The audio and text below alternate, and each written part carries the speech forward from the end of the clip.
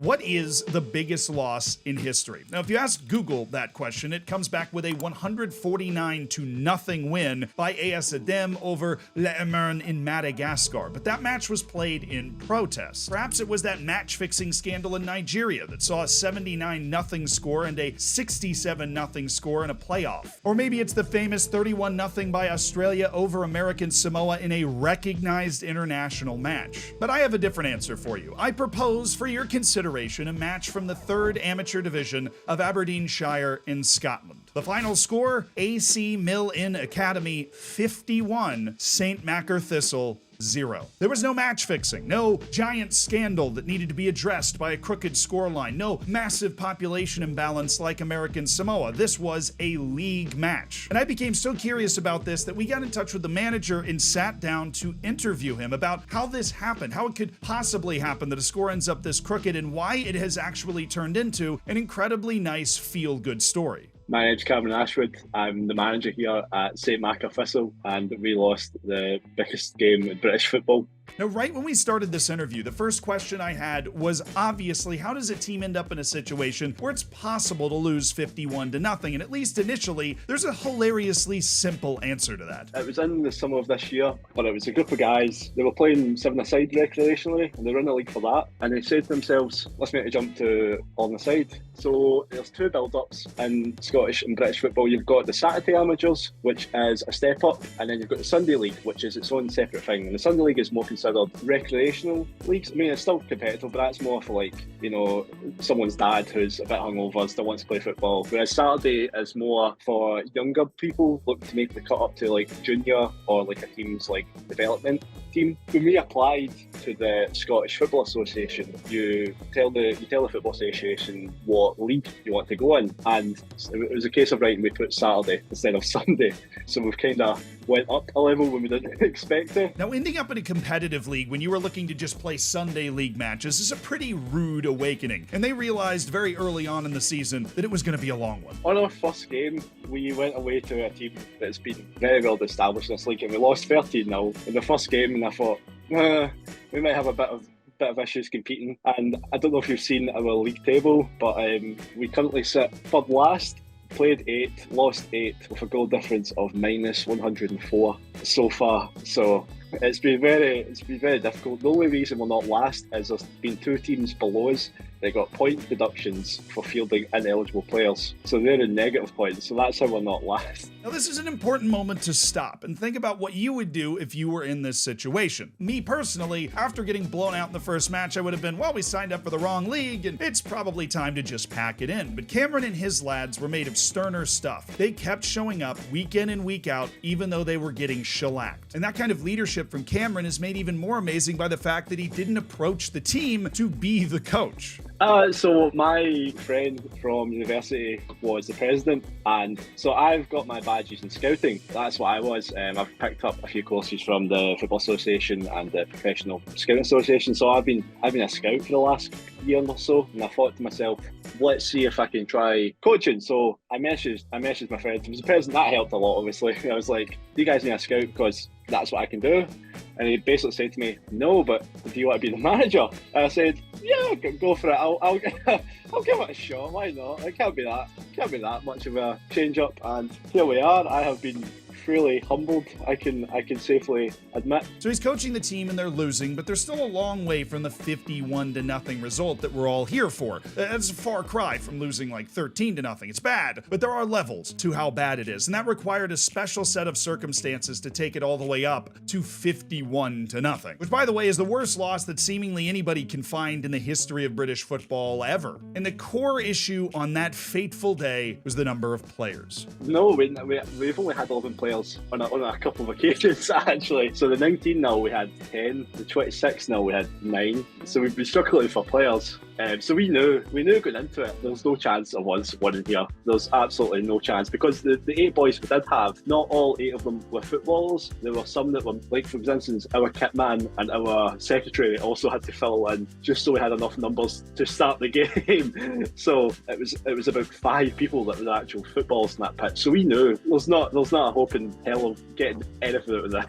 Now, St. Macher Thistle didn't even go into that match thinking they would have 8 players. They had 10, but 2 of the trialists were told they couldn't play in the match right before the match. Then sprinkle in 2 more facts. They lost to AC Milan Academy 19-0 when they had more players, and the person that volunteered to play goalkeeper was just coming back from ankle surgery, so he had to step out at halftime, dropping their number to 6 outfield players. 6. So we had 6 outfield. So every time the game kicked off, they just lined all 10 boys right on the halfway line and just ran at us every time. So every time they just chased us down, got the ball and scored. Repeated that about 50 times over until the game ended. That's how, because that's 51-0, that's about an average of 1 minute and a half per goal. So at half time it was like 26-0, and we all came in and we just said, right lads, let's try and grab a goal here. We just abandoned all defensive duties. I think it kind of dawned on them about halfway through that, like, we're about to be record breakers here. Like, I'm about to have my name associated to not a particularly pretty record. And it was, I mean, they tried their best to, you know, have a game at it, but I was still trying my best. I was still spurring them on from the touchline. I was still, no, boys, let's keep it going. But I don't think the players really bought into it. The running continued until the final tally came about.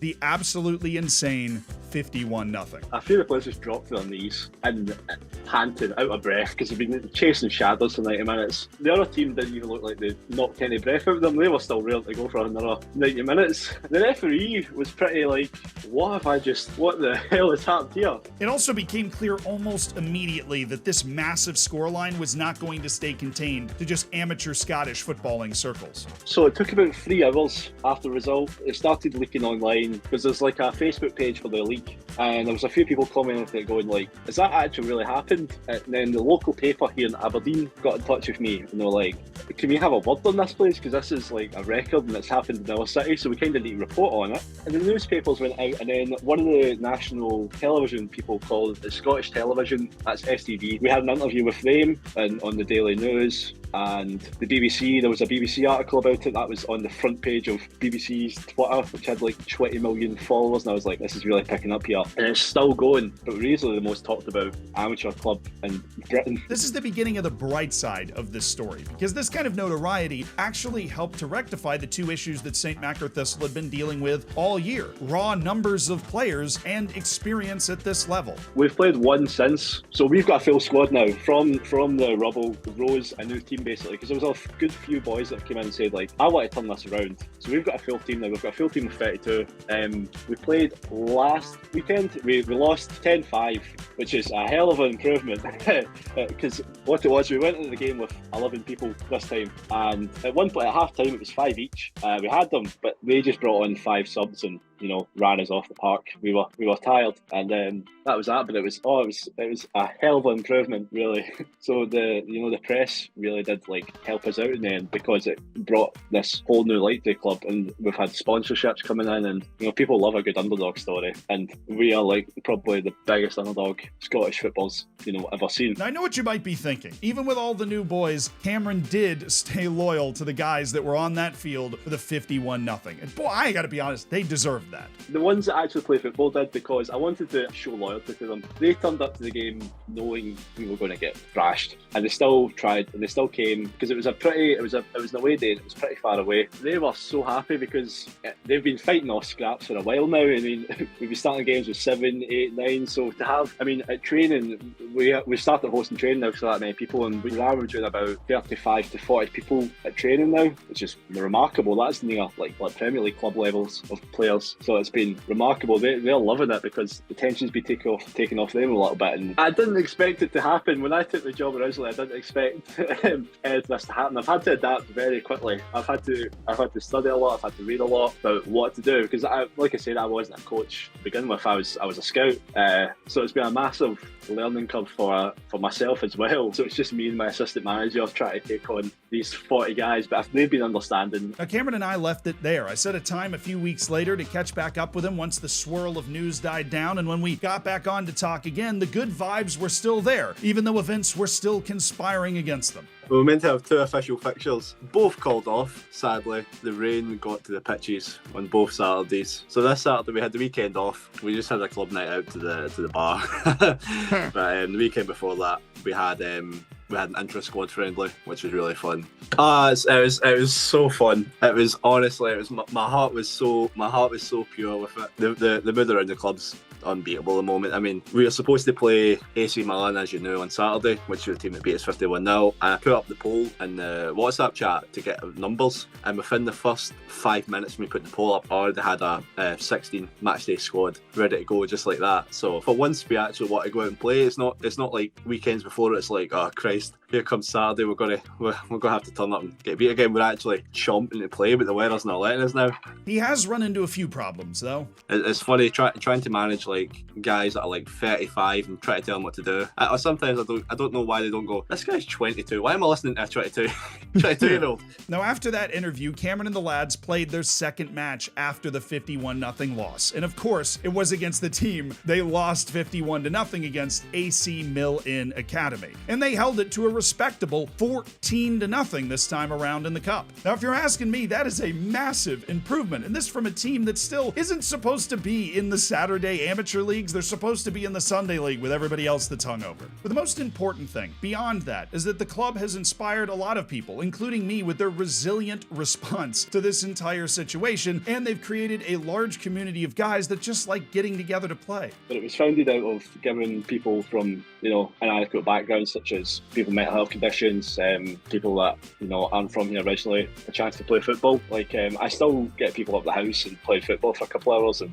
that makes it all worthwhile, because you'll know yourself how amazing football can be for one's like mental health and what it can do socially. I've attached all the club's socials in the description if you want to keep up with the team, and they have over 20 matches left this season, so when they do win a match, we will be partying on my Twitch stream, I can tell you that. Thank you to Cameron for talking to me, couldn't be a nicer guy. If you enjoyed this video and want to see more like it, please do subscribe, and if you want to watch the best video that we've ever done, in my opinion, where we spent a week in the Faroe Islands looking into the team from the Faroe Islands that made the European group stage, it's right there, and it is awesome.